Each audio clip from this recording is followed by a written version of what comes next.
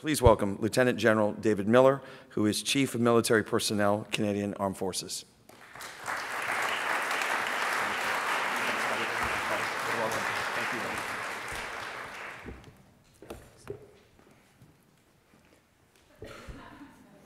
You forgot my glasses. Oh, did you?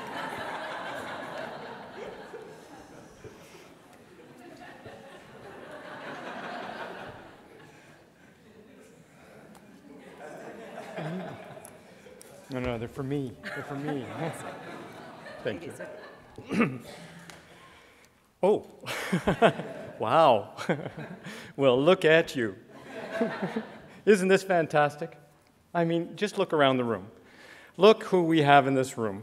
Families, CF members, our patriotic supporters, MFRCs, family institutions, academics, researchers, international partners, all in one room to talk about families. That is fantastic. To me, this is a first. This is an absolute first where we've brought so many pundits and individuals and experts together in one place so that we could talk, as Leslie said and Sean said, about one of the most important aspects of the Canadian Armed Forces, and that's our families. Can't you feel the energy? Does it feel great to be here? Come on. Yeah! Well, it certainly is a real pleasure for me, certainly to address everyone and to have this auspicious occasion. Sean, Leslie, Lieutenant General Gregory, Lieutenant General Leach, great to see you, sir, here. International distinguished guests, most importantly, members of the Canadian Armed Forces, veterans, family members, and family caregivers. Je suis très heureux d'être ici aujourd'hui pour faire part de l'état actuel de nos familles, militaires canadiens et de notre responsabilité collective de travailler ensemble afin de mieux adresser des défis systématiques auxquels font face nos familles de militaires en service ainsi que celles de nos vétérans. It is just a tremendous pleasure to be one of the opening speakers so that I can provide a perspective on Canadian military families that I hope will help shape the discussions over the next 2 days. Although defining the modern military family has become increasingly complex, listening to families in some ways has become that much easier thanks to technology and social media. We have a number of military families with us today, as Leslie pointed out, and each one of them has their own unique story. I am the grateful recipient of numerous of those stories through those touchstones that I have, such as Jenny and Paula. And each can speak and will speak to their challenges and the stressors and the rewards encountered along the way. Indeed, I've been privileged to have the opportunity to meet with many of our families and to attend events such as this. Our last large one was at Cornwall 2 years ago, and to listen to the stories and to share their voices with the rest of the Canadian Armed Forces at such symposia as this, but to be able to articulate not just the needs of our families, but on their behalf express how strong they are, how resilient they are, and what they can offer to the rest of us as role models, as families. Canadian military families are similar to families throughout Canada, yet differ in very distinctive ways. In one way, as we've heard, and indeed is our motto, strength behind the uniform.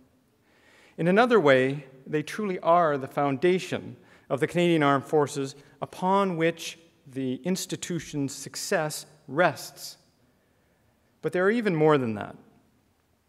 They are truly the window into the Canadian Armed Forces, and really the link into our communities, as this is where they work, they go to school, they shop, they go to the doctors. They depend on our communities for support and have so much in turn that they can offer to our communities. As Sean mentioned, in November 2013, the Canadian Armed Forces Ombudsman's Office released what I assess to be a pivotal, systemic assessment of the well-being of military families in the new millennium. The report affirmed, for the most part, that military families are strong and resilient. That same report also highlighted 3 characteristics that together shape the military lifestyle for serving members, and Leslie touched on those. and their families. Those three are mobility, separation, and risk. These impact the vast majority of our serving members over major portions of their careers and are central to the military life. They have become the benchmarks upon which our new strategy is based. Let me show you what I mean. In terms of mobility, most of our uniformed personnel in the room and their families here today can certainly attest to the fact that they are required to geographically relocate on a recurring basis. Just ask Paula and Marianne. In fact, military families relocate 4 to 5 times more than the average Canadian military family or Canadian family. We as an organization decide when the family will be posted, where they will be posted, and how long they will spend in that location. For military families, issues such as spousal employment, access to health care and child care, education credit equivalencies from province to province, housing requirements, mental health support, and the special needs of loved ones can become increasingly problematic as they move from one location to another and attempt to reestablish their family network, the support network, within the communities which they temporarily have to adopt. Certaines nations gèrent différemment l'accès à l'une ou plusieurs des services, mais tous les familles militaires doivent rétablir leur réseau de services dû au fréquent déménagement. And while there is a generalized shortage of related support services in most communities across Canada, the challenge of accessibility is particularly heightened if you are a military family who, like my wife and 2 boys, have moved 13 times and have lived in such great metropolises as Cold Lake. And you know why I choke. You know, in those days when we were first posted to Cold Lake, the major attraction in Cold Lake was A&W. You can just imagine newly married on the 27th of September, land in Cold Lake, 3-hour drive, land in Edmonton, 3-hour drive to Cold Lake. Sheila falls asleep in the first hour. It was a beautiful fall day in Edmonton. By the time she woke up in Cold Lake, there was a foot of snow on the ground. And her comment was, "Where have you brought me?" And when we left Cold Lake on the first tour, she said, "Are we ever going back there again?" And I said, "No, sweetheart. You know, there's no chance of going back to a fighter base. You only get that once." You can imagine the conversation when I had to say, "Sweetie, we're going back for a second posting." But you can really imagine the conversation on the third posting in Cold Lake. However, it had all changed. 2 things: a new McDonald's, and God bless the MFRC. So what about the second benchmark, separation? As with most postings from one region to another, our military personnel are required to be away from their families frequently throughout much of their careers. These separations can last from a single day to as much as an entire posting. Some military families are away more often than others, but all are required to be away at some point. Separation is an integral and expected part of military life. While we're experiencing a recent pause in the larger scale operational commitments such as Afghanistan, families continue to experience separation from their loved ones with an accumulation of training, operational requirements, and a need to be ready to respond when our nation calls for their commitment to such places as we've seen recently in the news, such as Ukraine, and more recently, Iraq, where within 48 hours, our troops were out the door and on the ground, leaving our families to hold the fort back at home. Finally, the third benchmark is risk. The notion of risk, including the possibility of permanent injury and illness or even death, is accepted as a central tenet in the profession of arms, as we all appreciate, but in particular our families live with. Contrary to popular belief, this risk is not limited to operations overseas, as many of us have seen. Preparing for combat operations and domestic support requires intensive realistic simulation in all types of environments, conditions, and scenarios. pushing individuals to their physical and mental limits. This can be a perilous combination, and domestic training and operational injuries and deaths do occur despite the many precautions and safety measures. Our work at home, therefore, whether it's search and rescue or working up for the road to high readiness, has as much impact on families as going to the far reaches of the world. L'incertitude de savoir que leur proche ne rentrera peut-être pas à la maison une fois qu'il traverse le seuil de porte lorsqu'il quitte, ou qu'il y a un risque de blessures sévères lors de participation à des exercices est une réalité inhérente et courageusement acceptée par nos familles. In isolation, of course, none of these characteristics is unique to Canadian families writ large. However, when combined in the distinctiveness of military family dynamic, it becomes far more obvious the cumulative effect.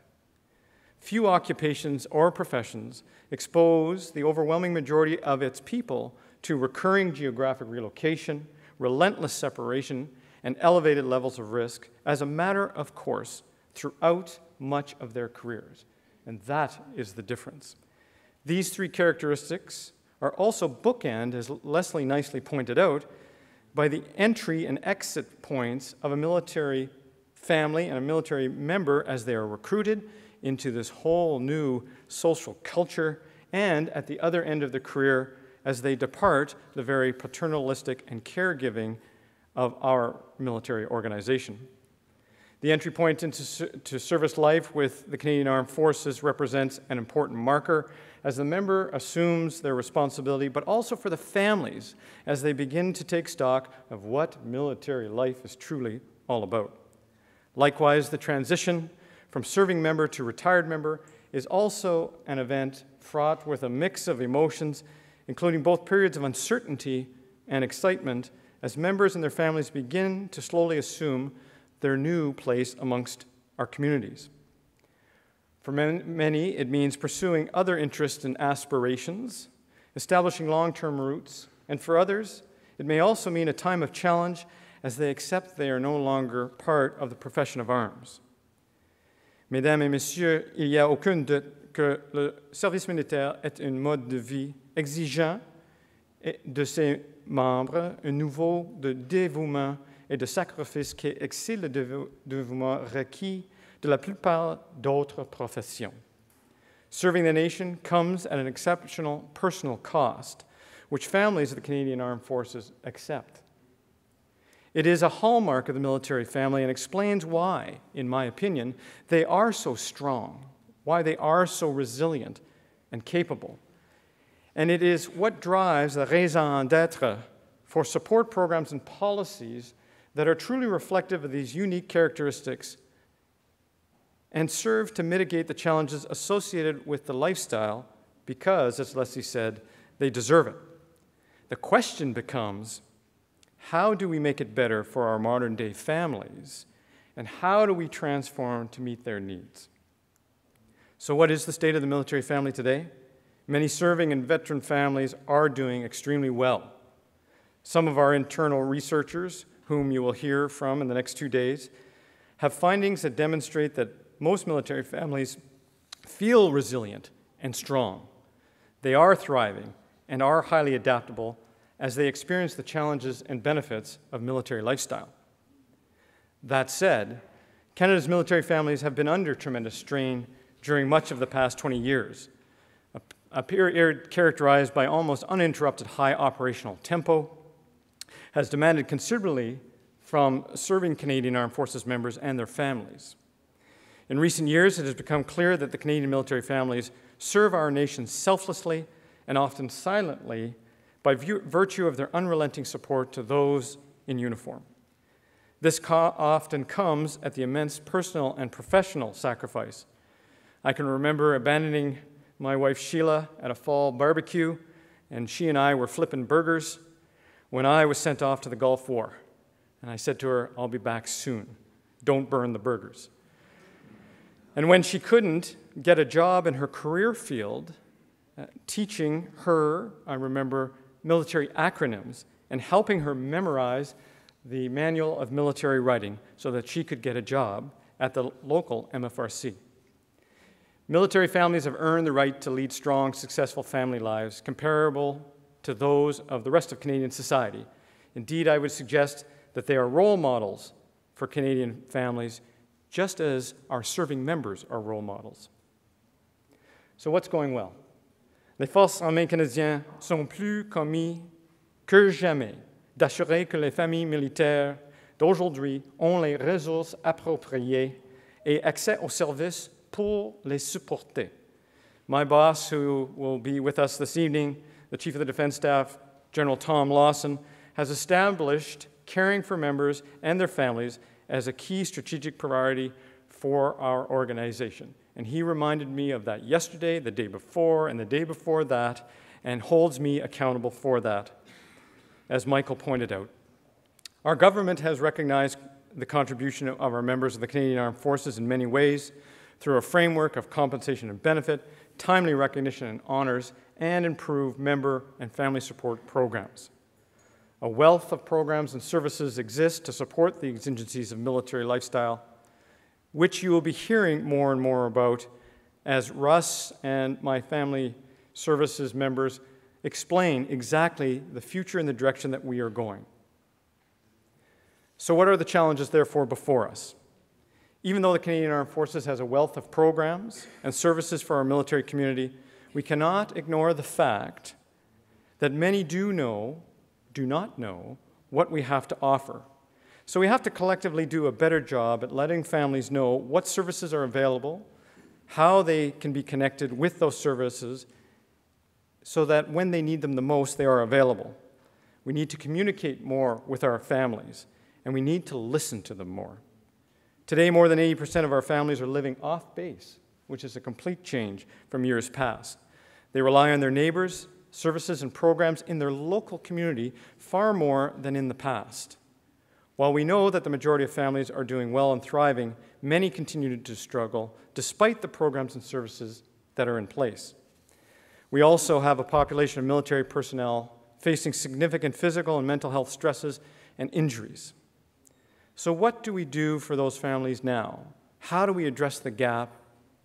And how do we address their continued needs? We must acknowledge that despite our inherent desire to intervene and to provide support when they need it, the majority of issues affecting daily family life fall outside the scope and the jurisdiction of the Department of National Defense and federal government. Let me give you an example.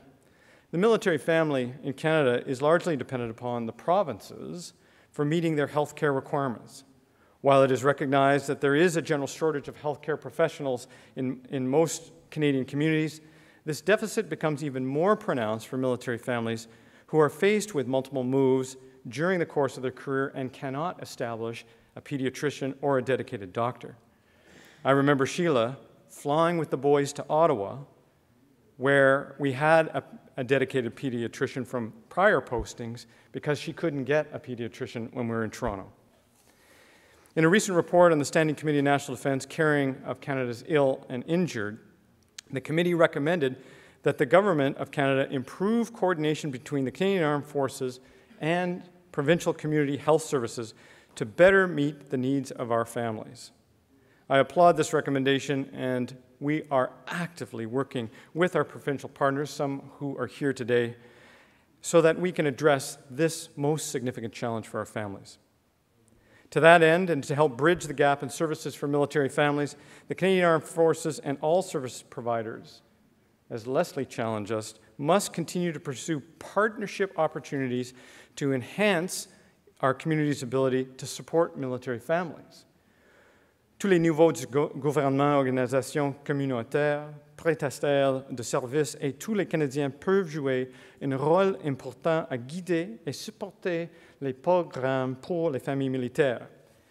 In this room today, I am just hugely encouraged to see the number of community partners and supporters who have positively left an imprint on our programs and services today and who are our partners in strengthening our relationship to support our families, notably through Patriot Love, Military Families Resource Centers, our most important service partners, the Royal Canadian Legion, Canada Company, Prospects, the Canadian Institute of Military and Veteran Health Research, the Canadian Mental Health Association, the Vanier Institute of the Family, Canadian Military Family Magazine, and the Canadian Medical Association. If families are the strength behind the uniform, then it's these partners who are the strength behind our families. The Canadian Armed Forces must continue to become an even better partner, making it simpler and more mutually beneficial for external organizations to support military families. We need to open your doors to our families and our families' doors to you. Il faut s'assurer que les mécanismes de support et les programmes en place reflètent les réalités modernes du service militaire au Canada, tout en maintenant une balance entre les responsabilités institutionnelles, individuelles et communautaires. I believe that the stewardship of the military and family support programs must become a shared responsibility. What I mean here is rather than taking on an insular approach, as sometimes Canadian Forces loves to do, in terms of tackling issues, we have a responsibility to ensure that our Canadian community partners and citizens have the requisite skills and understanding to support military family members within the communities. If the men and women of the Canadian Armed Forces are the nation's treasures and ambassadors of security and defense, then their families become the bedrock upon which our nation succeeds. Simply put, support our troops by supporting our families. Part of what we are doing in the next 2 days is going to be just that. Nous partageons nos expériences familières, résultats de recherche et meilleures pratiques avec les familles militaires, nos alliés et leaders internationaux. Cet événement nous permettra de travailler ensemble pour explorer les idées pertinentes et de trouver les meilleures options pour les familles militaires. As recommended by the Canadian Armed Forces Ombudsman last fall, my team at Military Family Services has begun to look at how we modernize current family programs and how we fund these. Through a number of working groups, Military Family Services and my Colonel Russ Mann has been actively working at addressing the needs of families with family members having special needs and established dedicated groups to look at how we can communicate better with families and improve the partnerships with our communities. I'm also happy to say that we are developing an approach for the implementation of family panels that will better inform our work and allow us to more effectively listen to families and encourage a more inclusive and broad-based dialogue with them. You can expect to hear more about these from Russ and my troops in the very near future. So as I conclude my remarks this morning, I'd like to issue a personal challenge to each one of you. And when I said this to Michael last night, there was fear in his eyes because he thought I was going to call him up here and dunk a bunch of cold ice bucket water on his head. But as he rightfully pointed out, he was too tall and I couldn't get a short enough ladder to be able to do that. But instead, I invite you to approach the next 2 days with a heightened sense of curiosity and seek out at least one idea or concept that could potentially benefit a military family within our communities. I would also like to enlist your support and assistance in helping us to communicate better with families. We as an organization recognize that we need to do a better job at listening to families and communicating with them. This is a formidable task and one that can be best achieved if we all reach within our own networks and our connections. Let's all collectively make it our responsibility to let all our military families know what services are available to them, not just within the confines of the Canadian Armed Forces, but in particular within our communities. In this age of hyperconnectivity, we can do this through our social networks, formal and informal, and boy, oh boy, thank goodness for Paula Ramsey. She communicates on my behalf through her master web of Facebook friends. And it's almost unbelievable. I'll send something to Paula and say, hey, have you heard about this? And then I'm receiving something from Comox saying, we heard about that. This is great. Let's make it not only an organizational priority to communicate better with our families, but an individual and personal priority to connect to our family members. How, you may be asking? I would like to see us work together on a new model to support to make our Military Family Resource Center integral community resources, not the CF community, but the community writ large beyond our bases and wings, and make them, rather as key contributors to our internal community, make them key contributors to the Canadian communities writ large. They are the hubs that help connect our families, but they are also centers of knowledge on coping, adapting, and growing in the face of stress and upheaval that all of us can learn from in all points of Canadian society. They have trained experts in mental health support who can partner with our community providers to make them stronger. They have talent in dealing with youth and in finding and offering relevant programs for our families, which could help other partners in their communities. By bringing together researchers, provincial and community authorities, the Vanier Institute of Family, my staff, and military families themselves, I believe we can and should dare to dream about coordinated and mutually beneficial partnerships that generate true community effort. Moving forward, I will be asking all of my family service providers and our Family Resource Center providers to serve military families not only behind the wire, but to also strive to become networked organizations such as the MFRC in Valcartier, who you're going to hear from, that can both contribute to and capitalize on the existing skills and knowledge of the greater community. Rather than working alone and in isolation, as we do in the department from time to time, we will seek to contribute to and be part of the network of partners that generate social inclusion for families we serve. I will be asking the Vanier Institute and Nora Spinks to bring us together in the coming months to determine how we collectively can best achieve this vision.